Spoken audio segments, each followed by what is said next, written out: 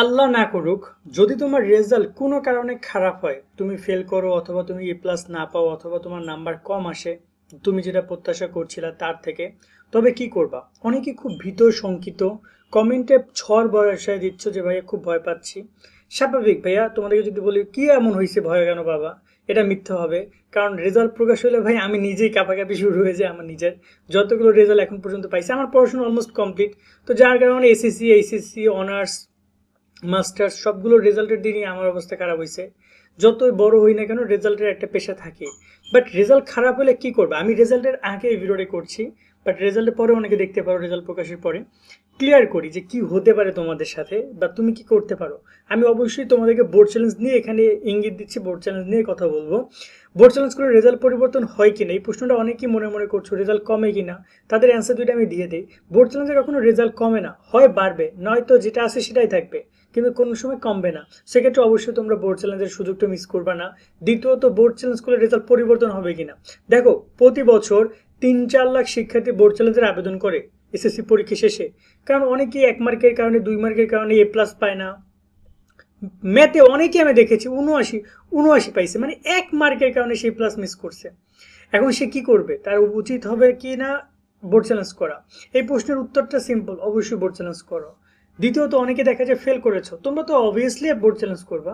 Google play স্টোরে যে SSC result লিখে সার্চ করে 1 নম্বরে কমলা কালারের এসএসসি রেজাল্ট 2025 লোগোযুক্ত এই অ্যাপস ইনস্টল করো। এই অ্যাপস থেকে মার্কশিট সহ এসএসসি রেজাল্ট দেখার পাশাপাশি কলেজ ভর্তি, ফল পুনর্নিরীক্ষণ, বোর্ড বৃত্তি, জিপে ক্যালকুলেটর সহ রেজাল্ট সংক্রান্ত সকল আপডেট ইনস্ট্যান্ট পেয়ে যাবে। ডাউনলোড লিংক ডিসক্রিপশন ও কমেন্ট বক্সে দেওয়া হলো। যদি তুমি ফেল করো, তুমি যদি পরীক্ষাটা ফেল করো, তুমি দেখো যদি কোনো কারণে যদি মানে বাই চান্স পাস করে যাও, করে যেতে পারো। এবং অনেকেই আছে যে বোর্ড চ্যালেঞ্জ করা নিয়ে কনফিউশন, তুমি তাহলে তোমার জীবনটাই কনফিউশনের মধ্যে থাকবে রে ভাই। একটা 150 টাকা খরচ করার মুরুদ নাই, একটা 150 টাকা খরচ করার সাহস নেই, তাহলে কিসের কি? আশা তো রাখো, চেষ্টা তো করো। যদি শিক্ষা মন্ত্রণালয় এর আগের বছরগুলোতে, এবছর শিক্ষা উপদেষ্টা অনেক বড় বড় কথা বলতেছেন যে সঠিকভাবে মূল্যায়ন করবে, তেমন কোনো সমস্যা হবে না, শিক্ষার্থীদের জিপিএ 5 এর দিকে নজর দিচ্ছে না, সঠিক রেজাল্ট যে যেমন পাবে তা সে তেমন দেবে। এতে করে বোঝাই যাচ্ছে এবছর পাশের হার এবং হচ্ছে যে জিপিএ 5 কমতে পারে, স্বাভাবিক। জানি না রেজাল্ট প্রকাশ হলে তোমরা হয়তো বলতে পারবা। সেক্ষেত্রে যদি বোর্ড চ্যালেঞ্জ যারা যারা করবে তাদের রেজাল্টগুলো যদি সত্যি খাতাগুলো খুবই গুরুত্ব আকারে দেখা হয়, তাহলে প্রতি বছর যে 3 লাখ শিক্ষার্থী অ্যাপ্লাই করে, 4 লাখ শিক্ষার্থী অ্যাপ্লাই করে, সেখানে মাত্র 10,000 15,000 স্টুডেন্ট রেজাল্ট চেঞ্জ হয়। বাট যদি শিক্ষা বোর্ড এবছর গুরুত্বপূর্ণ ভূমিকা রাখে বোর্ড চ্যালেঞ্জের ক্ষেত্রে এবং গুরুত্ব দেয়, তাহলে সেই সংখ্যাটা 30, 40, 50,000 শিক্ষার্থীরও বোর্ড চ্যালেঞ্জের রেজাল্ট পরিবর্তন হতে পারে। কারণ অনেক ভুল আছে শিক্ষকদের, শিক্ষা বোর্ডের নিয়মের মধ্যে, যার কারণে শিক্ষার্থীরা ফেল করে, যার কারণে শিক্ষার্থীরা নাম্বার কম পায়। সেক্ষেত্রে এই রেজাল্টটা কিন্তু চেঞ্জ হইতে পারে যদি তারা গুরুত্ব আরোপ করে। অনেক সময় তারা বোর্ড চ্যালেঞ্জের বিষয়টা গুরুত্ব আরোপ করে না, যেমন তেমন করে 2-1টা দেখে তারা পাঠায় দেয়, তারপরে আর বাকিটা তারা দেখে না। বাট গুরুত্ব সহকারে একজন স্টুডেন্ট 150 টাকা দিচ্ছে কিন্তু তার খাতা মূল্যায়ন করার জন্য, সেক্ষেত্রে সঠিকভাবে মূল্যায়ন করাটা ইম্পর্টেন্ট। যদি সেটা বোর্ড করে তাহলে অনেক শিক্ষার্থীর রেজাল্ট পরিবর্তন হবে। এবং তোমাদের একটা কথা বলবো, বন্ধু যদি কেউ রেজাল্ট খারাপ করে, প্লিজ তার পাশে গিয়ে দাঁড়াও, তাকে সাপোর্ট করো যে বন্ধু কোনো ব্যাপার না, নেক্সট বার ট্রাই কর, জীবন থেমে থাকবে না, এরপর তুই হয়তো আমাদের থেকেও ভালো কিছু করতে পারবি। অভিভাবক যারা আছেন সন্তানদেরকে সাপোর্ট দেন, রেজাল্ট খারাপ হলে বকাঝকা করা থেকে বিরত থাকেন।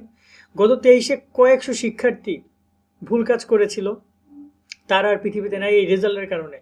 এটা আসলে আমরা কখনো চাই না যে রেজাল্ট নিয়ে, এই রেজাল্ট প্রকাশ হওয়ার পর অনেক শুনতে পারবো অনেক বোকার কথা, কিন্তু এমনটা করা আসলে কি দরকার বলো তো?